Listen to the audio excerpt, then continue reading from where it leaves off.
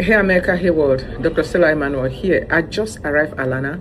I had a program here and everybody's like, Dr. Stella, hantavirus, hantavirus. It's a little noise in the background because I'm not at home. So I said, let me give you a little guidance on what to do about hantavirus. Hantavirus is a single-stranded RNA virus. So before you panic, remember that single-stranded RNA viruses are sensitive to zinc.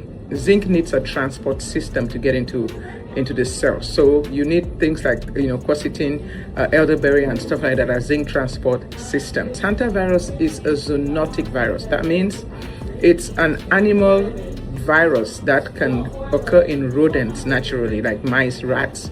It transmits to humans through like mice feces or mice saliva, dried mice feces, if you inhale it. It does not have a human-to-human transmission, except, of course, they talk about the Andes version, which is like in South America somewhere, that has human-to-human transmission. But we don't know. If they do gain-of-function studies, if they do some gain-of-function on it, then, of course, all bets are off. So once you get exposed to hantavirus, it takes 1 to 8 weeks for symptoms to show up. Symptoms usually be like flu-like symptoms, and then you get fatigue, you get intense muscle aches, nausea, vomiting. Then within like 4 to 10 days, you get shortness of breath with fluid filling your lungs, and it does have a 30 to 40% mortality rate. And sometimes it presents like a hemorrhagic fever with renal failure and stuff. So this is just kind of hantavirus symptoms. But I would tell people, do not be worried, do not be scared. Be prepared. I've been talking over and over about everybody get hydroxychloroquine and ivermectin in your medicine cabinet because this thing is an RNA virus. I believe hydroxychloroquine and ivermectin will help you with hantavirus just like it does with COVID, flu, and all the other RNA viruses. And if you try to get zinc and one of those zinc transport system vitamins, if you go on our website, drstellamd.com, you can make an appointment in all 50 states and get hydroxychloroquine and ivermectin in your medicine cabinet. What's up, ladies and gentlemen? James Williams, Dark Waters, hantavirus is blowing through the news.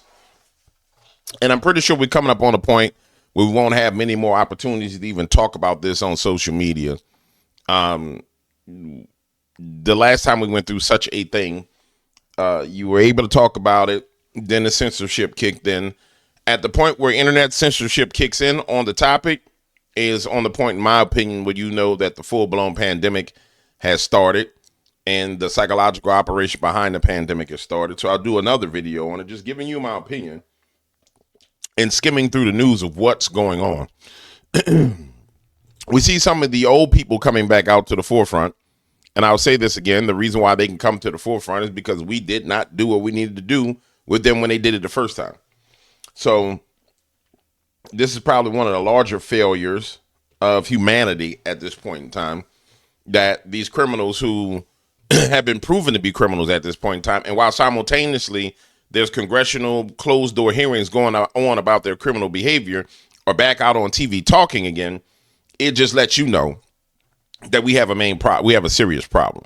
And I caution people because when we say human-to-human transmission, we're talking about people who develop symptoms. But because we're not testing populations with RNAs, we don't really know whether there are subclinical cases. So there could be more human-to-human transmission than we actually see. It's never good to track viruses through symptoms. We should be tracking viruses through blood tests like PCR. We've learned that with COVID. Extraordinarily helpful. Many universities were able to open and schools were able to open because they provided weekly testing and it really prevented spread. So we know how to deal with these viruses. Mm-hmm. We just need to move into the 21st century and make testing more widely available to those who need it. And I caution people because when we say human-to-human transmission. Well, we know that hantavirus is traditionally transmitted from rat to human, and that there's one strand that's human to human. And all of a sudden, this one strain that's human to human is the strain that everybody got. I mean, it is what it is. We know that Fauci was caught doing gain of function. It's all been disclosed in public documents. It's all been disclosed. Congress is actually someone just indicted one of his people who worked under him. The problem I have with this is that we didn't move fast enough. And so now they're rolling out their next ploy because we didn't move fast enough. And that's the major issue.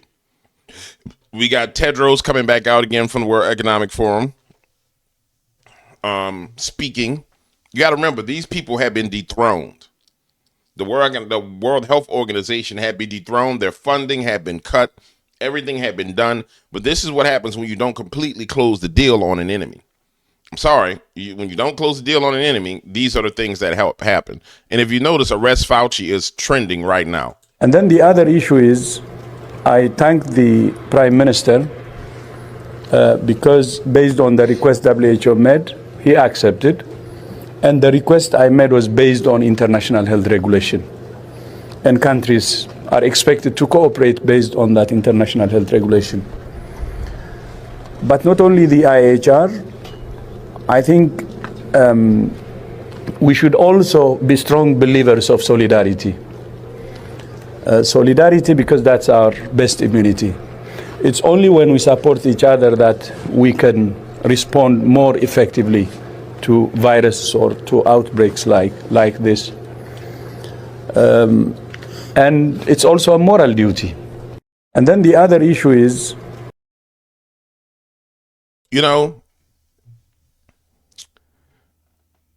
if we allow them this time to start talking about international health regulations, we're moving into the phase where with AI, with their digital system in place, if we don't stop them now, we screwed. Like if there's no massive pushback now, we're screwed. I don't know if you guys recall me saying this over and over and over again. When Donald Trump was reelected, I said we got a reprieve from darkness. We as a nation got a reprieve from darkness. We as this nation got a reprieve from darkness. Because prior to that, darkness was coming in from all over the globe into this nation. So I said America got a reprieve from darkness, but we have to do what's right and what needs to be done with this reprieve. We're 6 days away. The graphic says 11, but we're 6 days away from the rededication of the nation to Jesus Christ. I anticipate by Friday, this should be off the chain. Like literally should be going crazy. Like the news should be going crazy about this hantavirus. Maybe I'll be wrong, but this week, if I was you, I would be expecting a week full of war. I mean, warfare on every angle. Just craziness all over the place. And then upon the rededication, expect even more warfare. Expect it to just go crazy. But we have a limited amount of time to deal with these criminals. And in my opinion, we haven't dealt with them.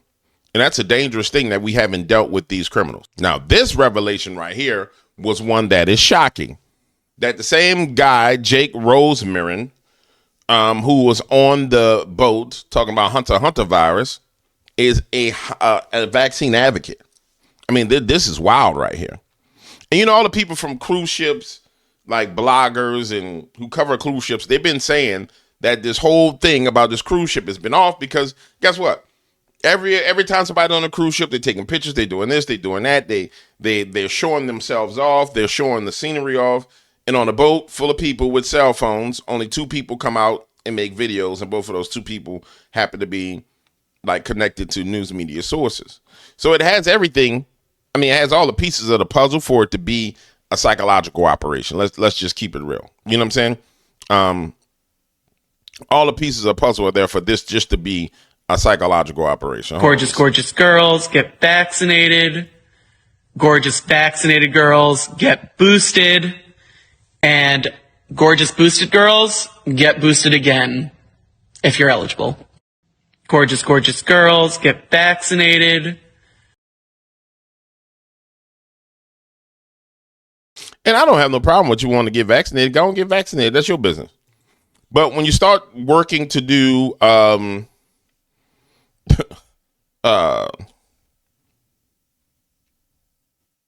you start working to do psychological operations to bring the whole world into fear, then we got another problem on our hands. Jake Rosen's TikTok on Hanta outbreak featured by Jonas Smith, ZDF Halo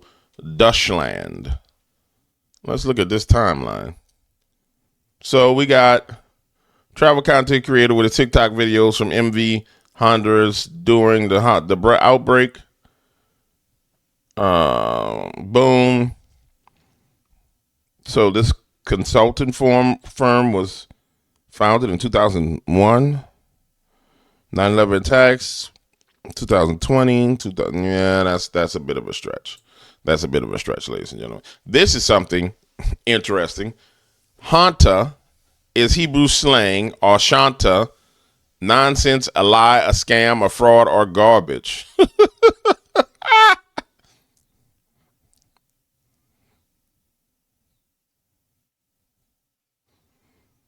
Yeah.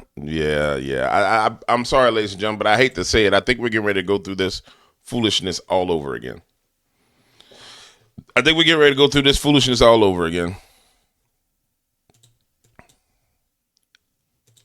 And we're starting with a Fox News alert. A group of American passengers from the cruise ship that's linked to the deadly hantavirus outbreak, they have landed back here in the United States.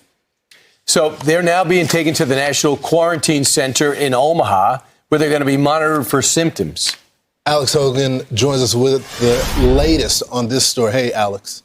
Hi, Lawrence, Brian, and Ainsley. So as these travelers make their way to homes in countries, more than 20 countries around the world, their respective medical teams are addressing how to contain the virus. As of this morning, a French passenger and American passenger have tested positive. Another American currently has mild symptoms. These 17 Americans are now back on U.S. soil as of this morning. 2 of them traveled in the plane's biocontainment unit. Each individual will undergo clinical assessment and receive care based on their conditions. That's according to the Department of Health and Human Services. And if you're thinking this all feels like 2020 all over again, doctors address those concerns.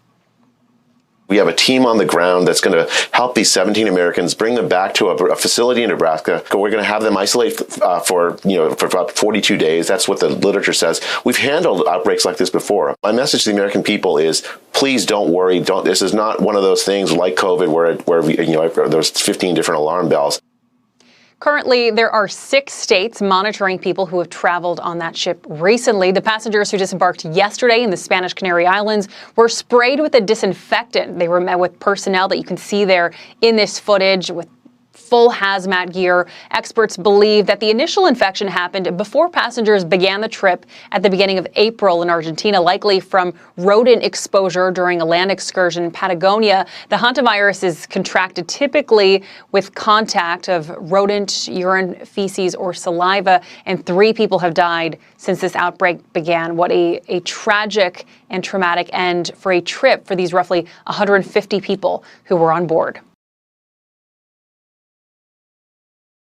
You know, I think I need to go find a health ranger and see what he's saying about this, because what I just saw don't make no damn sense.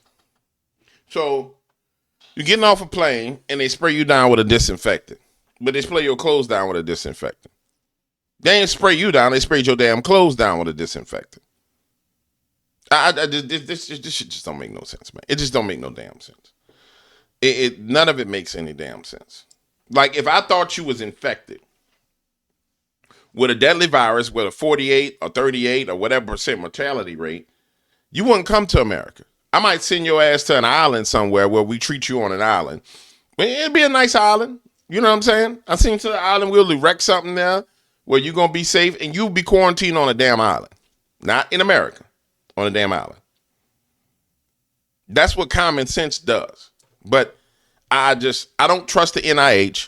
Sorry, I don't. I don't trust the CDC. I damn sure don't trust the World Health Organization. And none of them have given us reason to trust them. Not based upon what we've experienced. And I want to switch to another story of this Trump statue. That I saw this and I decided to not engage in it because I wanted time to pass to see if this was AI or what the hell it was.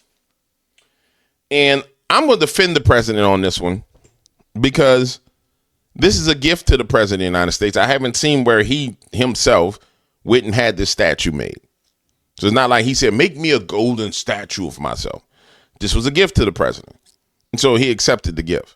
Now, I'll say this. If I'm the president's spiritual advisor, I would say, hey, Mr. President, listen, I I know this is a gift. Somebody's honoring you and they want to give you a statue. I would say, hey, listen, let's renegotiate them doing something else, because we don't want to get into we don't even want to give off the perception of idolatry. And it's not giving out the perception of idolatry to the people, but to the Lord. I was like, Mr. President, I wouldn't even want the Lord to think that it was anywhere close to idolatry. So let's just not do this statue. Let's just not do the statue. But the news came out like, a statue of Donald Trump was erected, blah, blah, blah, blah, blah. Like Donald said, I'm going to build this statue. It was a gift to Donald. Now, from the perspective of somebody else who's looking from the outside, they could be like, well, they're turning him into an idol. I can see how somebody could say that. But from my perspective, if I was advising him, I would say, nah, sir, we wouldn't take that. So at the end of the day, can the accusations of idolatry be accurate? Yeah, I mean, you could say they are. But he didn't say, I want a golden statue made of myself and erected. Now, if he did say that and I haven't heard it, then yeah, he bugged out. He all the way bugged out. He all the way tripped out. 1,000% tripped out. And I won't be clear with you. When I listened to this, it was him saying, thank you for the statue, blah, blah, blah, blah, blah. And it was him just on the phone saying, thank you. I hear it's beautiful. I haven't seen it yet, but I hear it's beautiful, blah, blah, blah, blah, blah, blah, blah. It wasn't, oh, yeah, I had the statue of myself made, had it erected on the golf course. It's the most beautiful statue on the planet, most beautiful statue in the world. And there's a difference between the two. There's a difference between the two from the heart posture of the president. Now, there's the narrative, people going to do what they going to do. But I would just have said, Mr. President, I don't think it's a good idea. It would have been better if they gave you a golden golf club or a golden golf cart or something than a damn statue. But if the people feel like they're honoring him and they gave him a gift to honor him, then they gave him a gift to honor him. It is what it is. But there's a difference between honor, dishonor, idolatry. But the average person doesn't even understand how honor and dishonor play into things, and then how idolatry plays into things. So when you see this, the first context of their mind is he's an idol. And then they attribute that idolatry to him. But then you got to know the backstory of it. Did he tell them to build him a golden statue? Because the kings in the Bible, I think it was Nebuchadnezzar, said, I'm going to build the golden statue. Make a statue of me. Did he say, make that statue of me? Now, if you got evidence where he said, make that statue of me, then yeah, we got us a problem on our hands. And I'm 100% open to it in the comments. Please feel free to prove me wrong. 100% feel free to prove me wrong. I just have not seen it. And I searched for it and searched for it and searched for it. And the story behind it was a group of people want to give him this statue. Now, if you can show me why, then show me why. I'll retract everything I'm saying. Last thing I'm going to say to this, ladies and gentlemen, is, we've covered spirit cities on our series of videos. And we talked about the various spirit cities in our late night interviews. Late night videos. If you've been around, then you know this because you watch me go through and lay out the spirit cities for you. I want to share something with you because this is one of the secrets. This is one of the mysteries that I've discovered. And I want you to understand why I respond to people the way I respond to them. Because social media is a spirit city called Athens.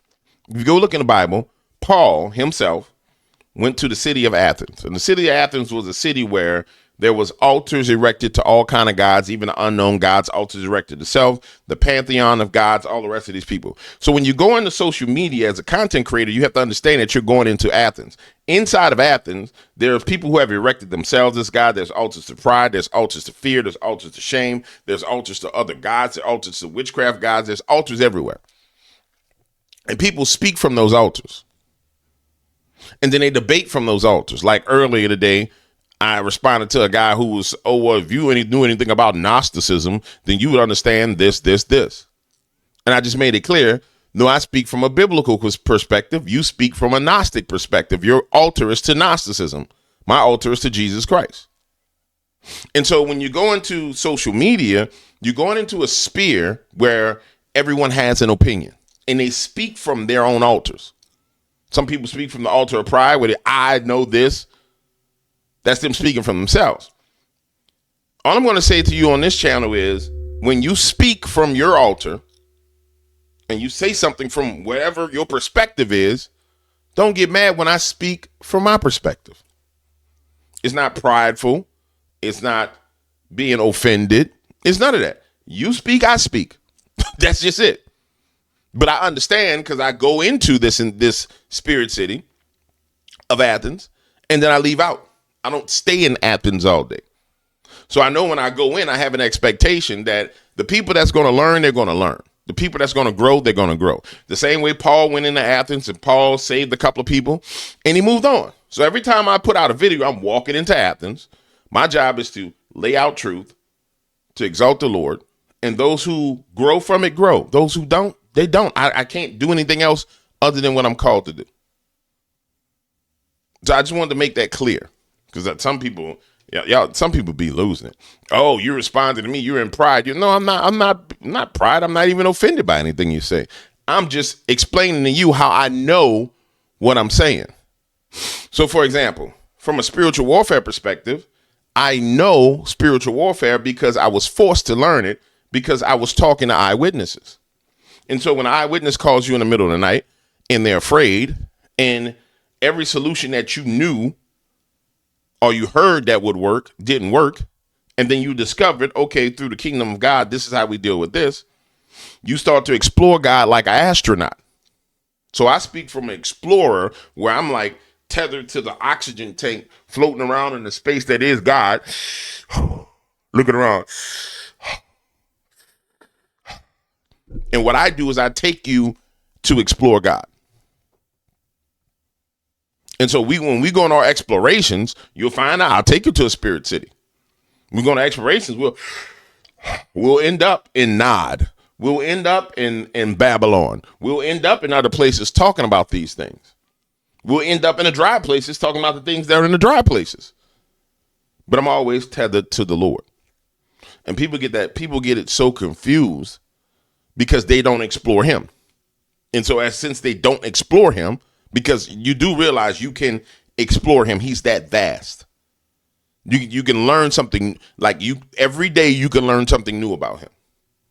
As opposed to being on your phone like this, scrolling, trying to comment to me.